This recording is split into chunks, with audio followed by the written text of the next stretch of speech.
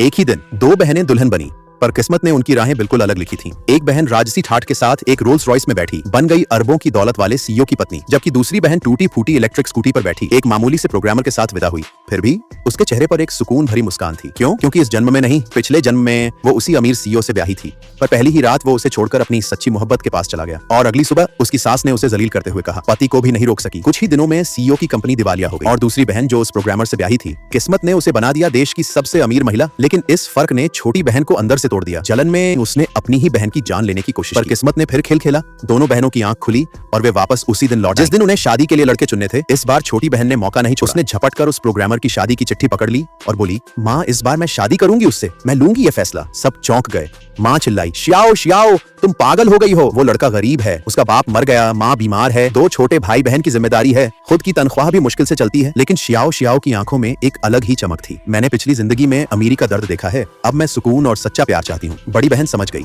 छोटी बहन भी इस बार पुनर्जन्म लेकर आई है। शायद इस बार बड़ी बहन ने उसी सीईओ से शादी की जिससे पिछले जन्म में छोटी बहन ने की थी। पर जल्द ही पता चला वो आदमी जो सबके सामने सभ्य और शरीफ बनता है, असल में वो हैवान है। वो अपने ही भाई से कहता था कि पत्नी को कस्टमर मीटिंग में भेजो, वो उसे धक्का देकर शराबियों के बीच छोड़ देता था, और एक दिन अपनी ही पत्नी को एक ग्राहक के पास बेच आया। अब शादी का दिन दोबारा आया। दोनों बहनों ने फिर वही फैसले लिए, लेकिन इस बार इरादे, सोच और मंजिल अलग थी। प्रोग्रामर बोला, जियाओ जियाओ तुम क्यों मुझे चुन रही हो?